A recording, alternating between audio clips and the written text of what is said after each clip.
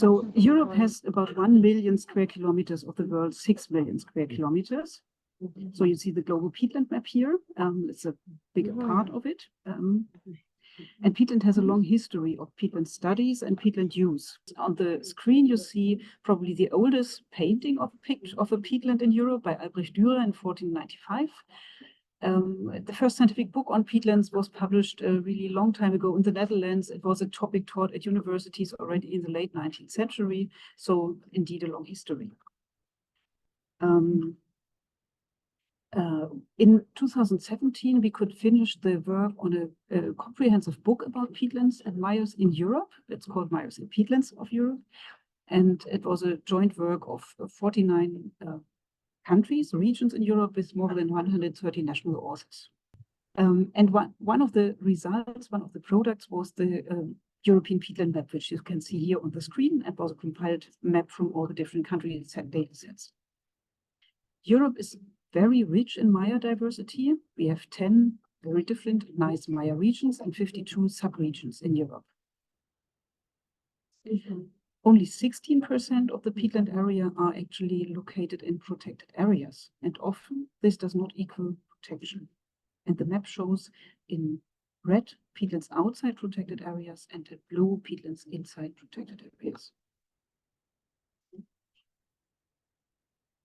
Europe has a high degree of peatland degradation.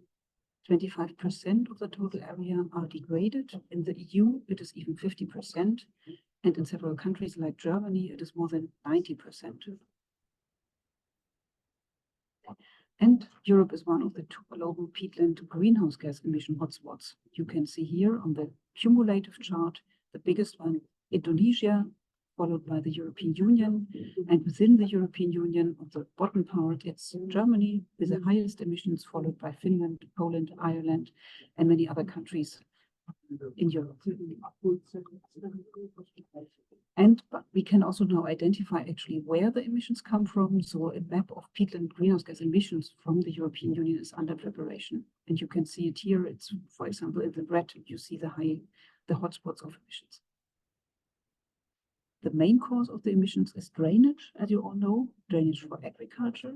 And what is interesting that in the European Union, only a small part of the agricultural land is peatland, 3%, but it contributes 25% of the total greenhouse gas emissions attributed to agriculture. And in many countries, it's even much more, so a small proportion and a very, very high proportion of the emissions. In total, 5% of the European Union's annual greenhouse gas emissions come from drained peatlands. And when we compiled this big book about peatlands in Europe, we also had the chance to learn from all the different scientists involved, conservationists involved, including those from Hungary, and we compiled some key messages and lessons learned. All over Europe, peatlands have received much less attention, politics and society, than forests. And you see here, peatland in the Republic of Macedonia, many people would not even identify it as a peatland. In Europe, hardly any mires have survived in areas with climatic and edaphic suitability for arable agriculture, as you see here, potato farming on drained peatlands. Peatland destruction is mostly not a sneaking process, but the result of concerted and large-scale action. Enormous areas of peatlands have been drained as part of youth campaigns, unemployment relief works, and works of prisoners. These rapid developments were initially stimulated by the good results in terms of land productivity, for example, when farming carrots. Setbacks, like soil degradation and subsidence, only became apparent decades later. And you see here a famous post in the United Kingdom where you can see the loss of elevation actually due to drainage. And much of this is irreversible. So far, only less than 1% of the drained peatland area in Europe has been revetted. This is a picture from Belarus, where a large area already has been revetted. And when we launched this book, actually, at the climate conference in 2017 in Bonn, we handed it over to Indonesia. And our main message was, if the South can learn anything from the North, it is how not to do things. But we also know a lot. Peatland conservation implies primarily the conservation of its hydrology. To conserve a peatland, we have to conserve its entire peat body, and in case of fens, its mineral catchment area. Conservation is much more cost-effective than restoration, and revetting stops subsidence and substantially reduces greenhouse gas emissions as well as nutrient release. This is a revetted site, a study site here in Germany. It's a small wet island now in a drained polder, but it allows us to gather a lot of such data. And last but not least, if you have to use peatland, then use them wet. And I will close my talk with a few key tasks that I see for all of us caring for peatlands. First, we have still to improve knowledge, so to update peatland distribution data, peatland maps, and also to critically review the national greenhouse gas inventories. We estimated in 2021 that in the European Union there is a massive underreporting of emissions from drained peatlands. We estimated 70 megatons of CO2 equivalents. We need to improve communication, so to create new images and visions for peatlands, to get the numbers right at the same time, and for example, to connect with artists. We made really very nice experiences, and Andreas Haberl, who is in Budapest at the moment, can talk a lot about it and more about it. So it's very worthwhile to connect to people from other communities, to make infographics, for example, the below ones we have already translated into 8 languages, I believe. We can also share them with others to inform people about peatlands. We need to extend the dialogue. We need to talk about peatlands, as you can see here, especially also with young people.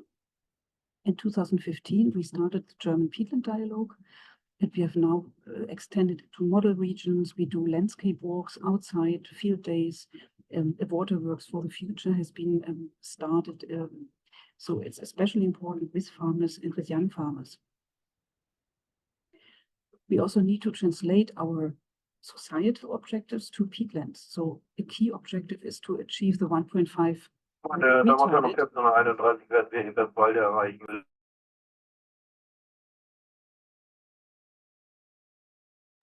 I had to stop for a second. I'm sorry. So to translate these societal targets into the peatland area, so to actually draft and develop a transformation pathway from dry on the left-hand side in red to wet peatlands to actually comply with our climate targets. And such national pathways or even regional pathways are really useful for communication. We need to study our revetted sites. We did a big meta-analysis on revetted fens, and it actually showed that they do not get back to their old selves. We do not get the same back. We analyzed 243 near natural and 320 revetted fen sites. So you can see that there's some difference. They are more variable, more diverse, but we can also in some places get the similar ecosystem services back up. We should do more spatial planning also for wet grassland and cropping paludicultures. Andreas will talk more about paludicultures, but we need to make it compliant with nature conservation legislation at the same time. And a few more ideas on financing and capacity. It is very important to have entities, organizations dealing with revetting. Indonesia started it in 2018 already to have revetting agencies. First ones are opening now in Germany, where I come from. We need to bring more funding to natural climate solutions and to involve the private sector. So via sponsoring, via carbon credits, via paludiculture value chains. For carbon credits, it's a very exciting and important time now because the European Union is drafting a carbon removal certification framework. And at the same time, we need also to explore new options like solar energy on strongly degraded peatlands.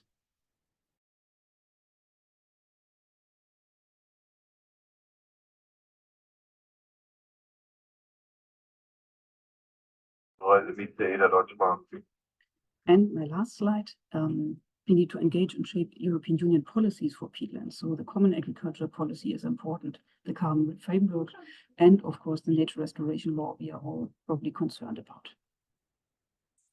So I thank you very much for your attention. I apologize again for speaking remotely and under difficult conditions. I hope you could hear me well, and I will stay in and join you for questions later on. Thank you very much. Thank you.